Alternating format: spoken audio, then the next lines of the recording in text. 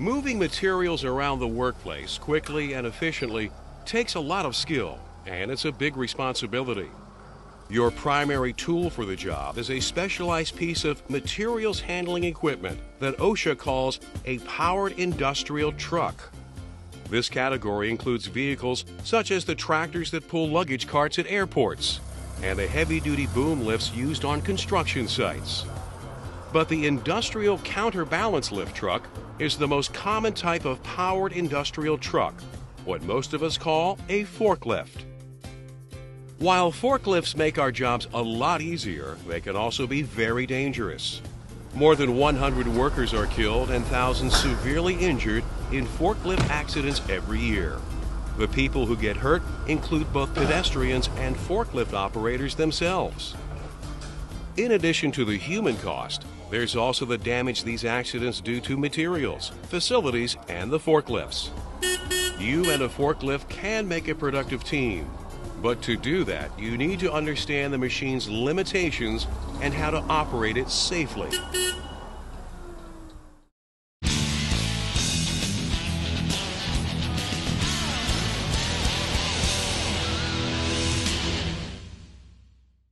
Contrary to what many people think, driving a forklift is not like driving a car.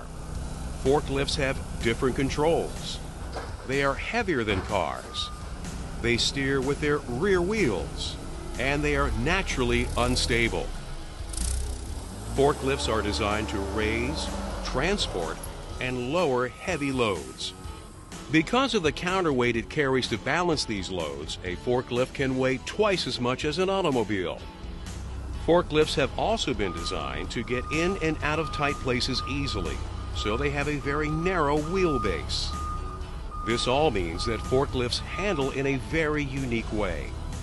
And when they are mishandled, they can be dangerous. Most forklifts have the forks at the front and the counterweight at the back, which puts the machine's center of gravity somewhere in the middle. In terms of stability, the vehicle acts like a seesaw. When you put a load on the forks, you add its weight to the forklift and shift the forklift's center of gravity forward. If the load on the forks weighs less than the machine, the center of gravity will be behind the front wheels, and the forklift will still be stable.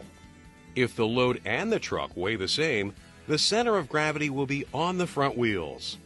This means the forklift could easily become unstable if you had to stop quickly, for example. Also, when the center of gravity is so far forward, the rear wheels that do the steering have very little traction. If they skid, you could lose control of the truck. If the load on the forks weighs more than the counterweight, the center of gravity shifts to in front of the front wheels. The back wheels come off the ground, and the forklift tips forward. This all sounds kind of complicated, so let's look a little closer. Draw an imaginary line connecting the two front wheels and the pivot point of the rear axle. This is what's called the stability triangle. It's a map of a forklift suspension. To keep the forklift stable, its center of gravity must stay within the stability triangle. Sounds easy, but remember that the forklift center of gravity can move depending on how you drive it and how you load it. The closer you keep the center of gravity to the middle of the stability triangle, the more stable a forklift will be. That's how you keep it safely upright.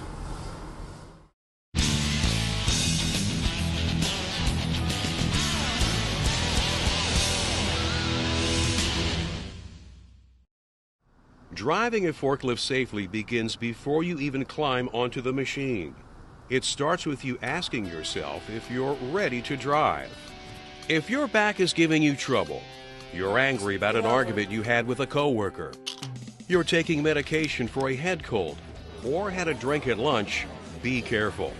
Anything that could distract you from operating a forklift safely should give you second thoughts about getting into the driver's seat in the first place. And you should never drive a forklift if you may be under the effect of drugs or alcohol. Always be sure to buckle up before you turn the key. Before you drive, look around to make sure the way is clear. Follow the normal rules of the road. Keep to the right, give pedestrians the right of way. Always face in the direction you're traveling. Keep your arms and legs inside the cab. Keep the forklift under control at all times. Jerky and erratic driving can cause accidents. Never engage in horseplay behind the wheel. With or without a load, you should always drive with the forks lowered to between 4 and 6 inches off the ground, with the mast tilted back. Don't drive any faster than a normal walking speed, about 5 miles per hour.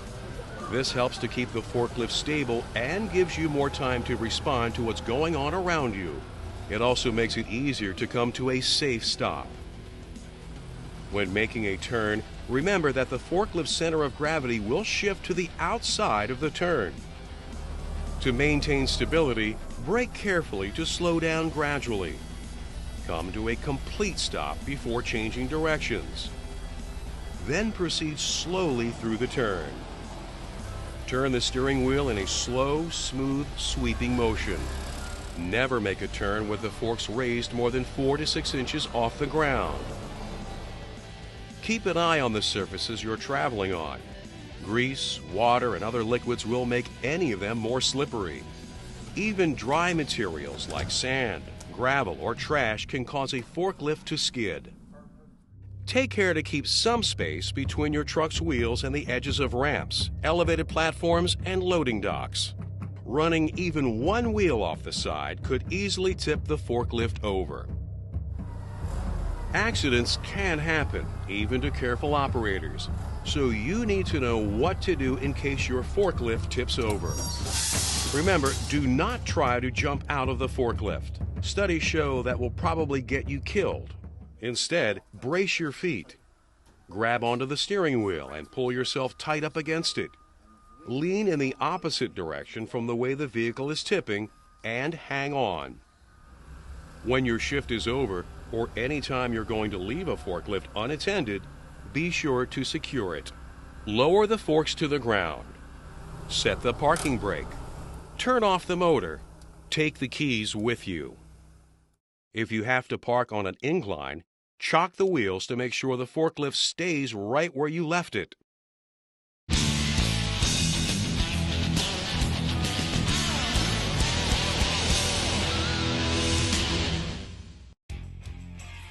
Keeping a forklift center of gravity within the stability triangle is important, and how the mast and forks are positioned can affect its stability significantly. Raising a payload or even just the forks raises the truck's center of gravity too. And the higher you raise its center of gravity, the more unstable a forklift becomes. Every forklift has a maximum weight it can lift, known as its load capacity. You need to know this weight limit so you don't overload the lift.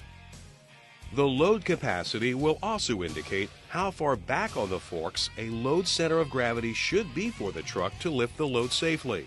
This distance, from the vertical part of the forks or the backrest to the load center of gravity, is known as the load center. The standard load center for most forklifts is 24 inches, half the depth of a pallet. But many loads can be non-standard and can come in different shapes and sizes with different load centers. So while a forklift may be rated to safely lift 4,000 pounds and a 24-inch load center, if you pick up a 4,000-pound load that has a 36-inch load center, it will shift the forklift's center of gravity further to the front and cause it to tip forward. So you may have to rearrange the materials on a pallet or the forks to get the correct load center. Be sure to adjust the width of the forks to give a load even support as well. Wider is usually better. Any load that has been badly stacked or that has a damaged pallet is naturally unstable regardless of how you support it, which can make your forklift unstable as well. So you should have it restacked on a new pallet to prevent trouble. To engage a load on the floor or on top of a stack, make sure to position the forklift squarely with the pallet. Drive forward slowly, sliding the forks into the pallet until it touches the vertical portion of the forks or the backrest. The length of the forks should be 2/3 the length of the load at a minimum. Center the load side to side whenever possible. Raise the load only as much as you need to. Use only enough backward tilt to stabilize it. Before you move off, lower the forks to between 4 and 6 inches off the ground. If the load obstructs your forward vision, operate the forklift in reverse with the load trailing, so you have a clear view in the direction you're traveling. Always check your overhead clearance when your forklift is in motion, as well as when you raise and lower the mast. Obstructions like lights, sprinkler systems, pipes, and low doorways can be damaged if you hit them, and could cause a tip over as well. Remember that the metal mast and forks will conduct electricity, so keep them at least 10 feet from any electrical wires or equipment.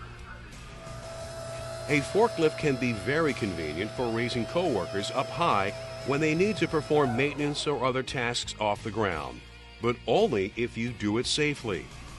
Never lift someone who's standing on the bare forks or on a pallet.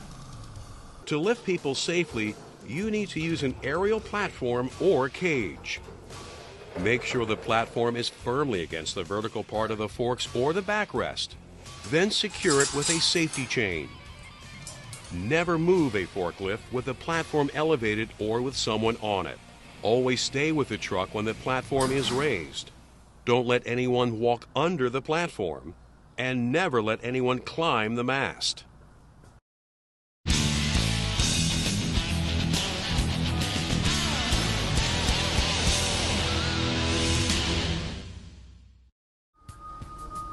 A busy workplace presents a lot of challenges for a forklift operator. With so much going on and so many people on the move, you have to stay alert and be sure to follow safe work practices. Your vision will naturally be limited at intersections, doorways, and elevators, and these locations typically have a lot of vehicle and foot traffic. So watch carefully for pedestrians and other vehicles in these areas. Sound the horn to let people know you're approaching. Come to a complete stop before changing direction. Look both ways before moving off again. Don't assume that pedestrians will see you. Always check for them before you move your forklift. Watch out for them when you're in motion. Make eye contact with them to verify that they're aware of you. When in doubt, give pedestrians the right of way. Since they may not understand a forklift's potential hazards, it's up to you to remind pedestrians to keep their distance, even when the lift is stopped. Never drive your forklift up to a pedestrian who is standing in front of a bench, wall, or other fixed object. Don't let anyone walk under raised forks, whether they're loaded or not. Don't let coworkers ride on your forklift either, and never let anyone ride on the load. Stay at least 3 lengths behind other forklifts that are traveling in the same direction. Do not pass them at intersections or similar locations. If you have to operate a forklift on ramps, slopes, or grades, pay special attention because they can be tricky. The rules are different depending on whether the lift you're driving is loaded or unloaded. For instance, if you drive a loaded forklift forward down an incline, the load is likely to slide off the forks. That's why you should always keep the forks of a loaded forklift pointed up any grade. That means driving in reverse on the way down a ramp and going forward on the way up. When you're going up, have a coworker spot for you if the load you're carrying blocks your view. With an unloaded forklift, keep the forks pointed down the grade. Drive forward going down the incline, and backward going up. This helps the vehicle's drive wheels maintain traction and prevent skids. Always proceed slowly and travel straight up and down an incline. Don't turn or try to travel across one. The truck will become dangerously unstable and is very likely to tip over sideways. Trucks, trailers, and rail cars often carry materials that forklifts are called upon to handle. But they also have some safety issues you need to pay attention to. To prevent them from moving unexpectedly, check that these vehicles have their brakes applied and their wheels chocked before you drive onto them. Take a good look at their floors, too. If they can't support the weight of your forklift and its load, you could fall right through them. Whether you're loading or unloading, always use a dock plate to bridge the gap between trucks or rail cars and the loading dock. Make sure the plate's in good condition and secured firmly in place. Verify that it's rated to handle the weight of your forklift plus the weight of the load it will be carrying. Drive across the dock plate slowly and carefully.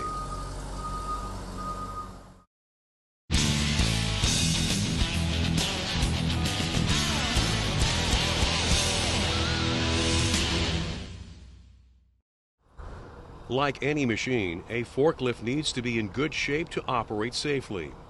You can help by giving it a thorough inspection every time you use it. Begin your inspection with a visual walk-around. Look for obvious damage, missing parts, or fuel or oil leaks. If the forklift has an internal combustion engine, check the fuel, the oil levels in the crankcase and transmission, and the coolant. For an electric forklift, you should inspect the electrolyte levels in the battery.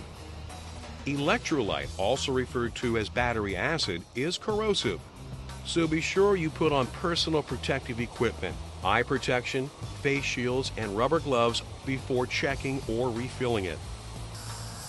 Examine the battery terminals for corrosion or loose connections as well. Inspect the condition of the tires of any forklift you're using. Look for damage and remove any foreign objects that may have gotten stuck in them. Verify that the steering works and moves freely. Check the brakes too, including the parking brake. Examine the chain bearings, nuts, and cotters on the mast and lubricate them as needed. Make sure there's enough oil in the hydraulics reservoir. Look for evidence of leaks. Examine the forks for cracks or excessive wear and check their alignment. Ensure that headlights, taillights, turn signals, and warning flashers all function correctly. Test the horn, the backup alarm, and the warning beacon. Verify that there are seat belts and that they work. If you find anything that isn't right, repair it or report it. Take the forklift out of service if necessary, but never start your shift using a faulty lift.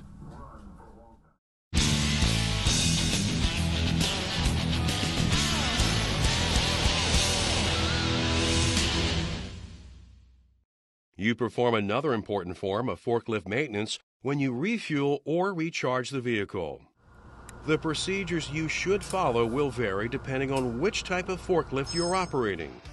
To refuel a forklift that runs on compressed gas, like propane, you'll need to install a new gas cylinder. For a forklift that uses gasoline or diesel fuels, you'll be refilling its tank. And for one with an electric motor, you'll be recharging its battery. All of these procedures share one critical safety issue: the risk of fire and explosion. Gasoline, diesel fuel, and gases like propane are all flammable. But recharging an electric forklift can also be a fire risk, because the charging process can cause its battery to generate hydrogen gas, which is also flammable. That's why all refueling and recharging areas must be well ventilated, so that any fumes can disperse safely. There should be no open flames, electrical sparks, or other ignition sources nearby, and smoking is never allowed in these areas. And always switch off engines and motors before you begin refueling or recharging. Now, let's take a closer look at how to refuel a forklift that runs on a compressed gas. There are some issues with these lifts that you may not be used to. Simply shutting off this